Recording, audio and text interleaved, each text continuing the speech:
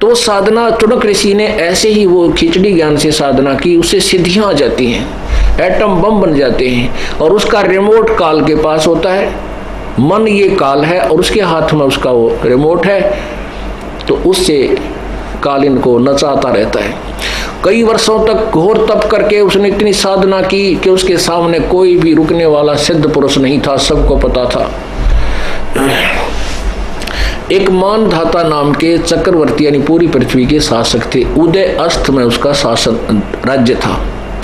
वो प्रत्येक 2-4-10 वर्ष में ये देखता है कि मेरे शासनकाल में कोई मेरा जो अधीन राजा है कोई सिर तक नहीं उठा लिया उसने, मेरी उस किसी ने पराधीनता अस्वीकार तो नहीं है। इसलिए वो अपना एक घोड़ा छोड़ता था और उसके गले में ये लिख दिया जाता था कि जिसको मानधाता राजा की पराधीनता स्वीकार नहीं है, घोड़े को बांध ले और युद्ध के लिए तैयार हो जा। राजा के पास 72 करोड़ सेना है, उसकी पूरी नीचे वह ताकत भी लिख दी जाती थी। तो वो घोड़ा पूरी पृथ्वी पर घूमकर वापस आ गया। जब भी चनक ऋषि ने देखा, उसकी झोपड़ी के आगे से गया, वापस आया जब भी उसने देखा कि क्या बात है, इस घोड़े पर कोई आदमी को नहीं बैठा। चुनक ऋषि ने उन सैनिकों से पूछा, भी सैनिकों इस घोड़े पर सवार क्यों नहीं है, ये खाली चल रहा है। कहने लगे मानधाता चक्रवर्ती राजा का ये घोड़ा, इस पर कोई नहीं बैठ सकता और ये इसलिए खाली भेज रखा, इसके गले में लिखा हुआ है। ये सारी व्यवस्था बताई कि जो इसको पकड़ लेगा तो उसको युद्ध करना पड़ेगा राजा के साथ। तो किसी पृथ्वी पर किसी ने नहीं पकड़ा। ऋषि ने पूछा कि क्या किसी ने, राजा ने इसके युद्ध नहीं होता।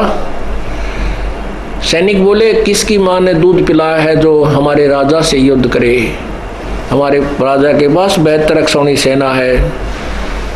अब देख काल के जाल है, भगत आदमी भक्ति करे था, अपना पड़ा रहा था कोठड़ी में, क्यों बकवाद भाई। अब वो काल टिकन ना देता, अंगा पाक गया।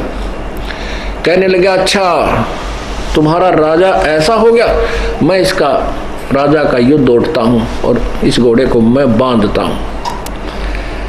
वो सैनिक बोले, रे कंगाल, तेरे दाने तो खाने को नहीं और तू युद्ध उठे, चक्रवर्ती राजा का तेरी क्यों सामत आई है, पड़ा रहे। तो और बोला, भाई मेरे भाग में यह लिख रखी है, मन ने युद्ध उठ लिया। कह दे तेरे राजा को जाके कह दो। अब सैनिकों ने वो घोड़ा बांध दिया, वहीं पर ले तेरी अभी आए, आज्ञा लेकर तन समारांगे। अब वो राजा मानधाता चक्रवर्ती के पास गए। राजा ने सोचा भी आज एक आदमी ने आंख उठाई है तेरी तरफ, कल न दूसरे की हिम्मत पड़ेगी। तो अपने जो 72 करोड़ सेना के 4 टुकड़े बना लिए, 18-18 करोड़ के, एक 18 करोड़ की टुकड़ी भेज दी।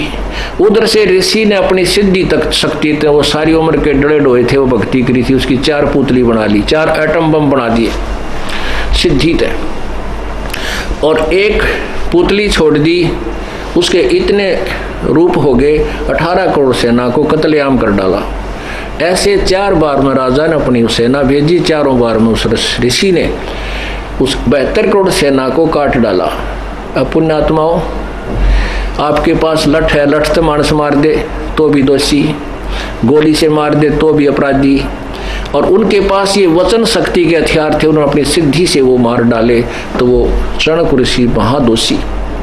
अब ठीक है, उसके जो ओम मंत्र के जाप से या जो बैठ कर जो तप किया उससे उसको स्वर्ग प्राप्ति होगी।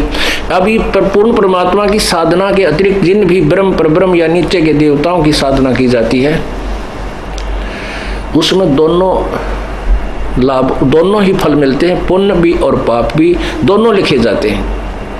अब उस चुनक ऋषि के बैंक अकाउंट में पापों में 72 करोड़ सेना की हत्या लिख दी गई। जब तक इसके पुण्य चलेंगे, इतनी अंडी पाक्या फिरा रहेगा, स्वर्ग में भी ठाठ करेगा, वहाँ देवता बन जाएगा। और उसके बाद जब इसकी दुर्गति शुरू होगी, कुत्ता बनेगा, सिर में कीड़े पड़ेंगे, खाज लगेगी, टांग टूटेगी, कांच लकड़ेगी। और जो सैनिक मारे थे इसके अंदर, जो कीड़े पड़ के इसके सिर में चोट चोट के खाएंगे। पुण्यात्माओं, इसलिए गीता के जी के अध्याय नंबर 7 के मंत्र नंबर 18 में कहा है कि मेरे वाली साधना भी अनुत्तम है, क्योंकि इसे मोक्ष नहीं है। और उधर से वो सारी पृथ्वी का शासक बनकर अंडी पाक रहा था, चक्रवर्ती राजा मानधाता, उसकी विरानवाटी हुई, 1 मिनट में वो खत्म हुआ और कितने गधे की जू नहीं पाओगा। मन तू बस रे, सुख सुख के सागर बस रे भाई, और न ऐसा जस रे। मन तू सुख के सागर बस रे भाई, और न ऐसा जस रे। भाई उदय अस्त बीच चक्कर चले थे, ऐसी जन ठकुराई। उदय अस्त बीच चक्कर चले थे, ऐसी जन ठकुराई। एक चुनक ईश्वर कल्प करी, फिर खोज न पाया राई। मन तू सुख के सागर बस रे भाई, और न ऐसा यस रे। मन तू सुख के सागर बस रे भाई, और न ऐसा यस रे।